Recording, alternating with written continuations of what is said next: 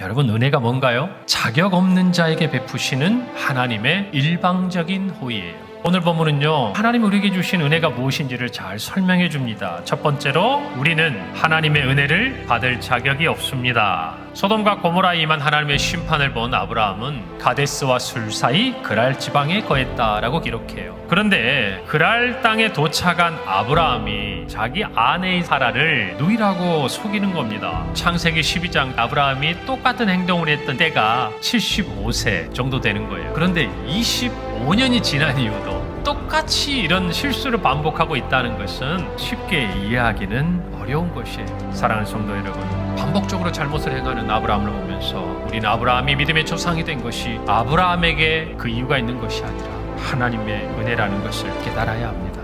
너희는 그 은혜에 의하여 믿음으로 말미암아 구원을 받았으니, 애초에 그는 믿음의 조상이 될 만한 자격이 있는 사람이 아니었어요. 오직 하나님께서 그 은혜에 의하여 아브라함을 믿음의 조상으로 택하고 부르셨다는 것을 저와 여러분이 알아야 한다는 것이에요. 두 번째로, 하나님의 은혜는 일방적인 사랑입니다. 아브라함의 거짓으로 아비멜렉과 그의 민족이 큰 위험에 빠졌습니다.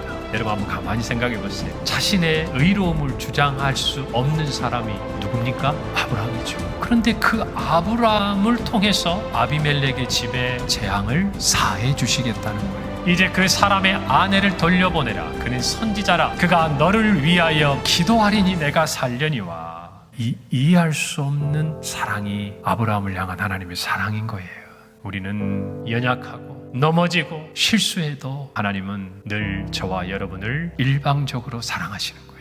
바울은 로마 교회에 이렇게 편지해요. 우리가 아직 연약할 때에 그리스도께서 경건치 않은 자들을 위해 죽으시고, 우리가 아직 죄인 되었을 때에 하나님께서 우리에 대한 사랑을 확증하시고, 우리가 원수 되었을 때에 하나님과 우리가 화목하게 되었다라고 이야기해요. 여러분, 하나님은요, 연약하고 죄인이고 원수되었던 우리를 뭐라고 불러주신 줄 아세요? 그러나 너희는 택하신 족속이요, 왕같은 제사장들이요, 거룩한 나라요, 그의 소유가 된 백성이다. 사랑하는 성도 여러분, 저와 여러분은 자격이 없습니다.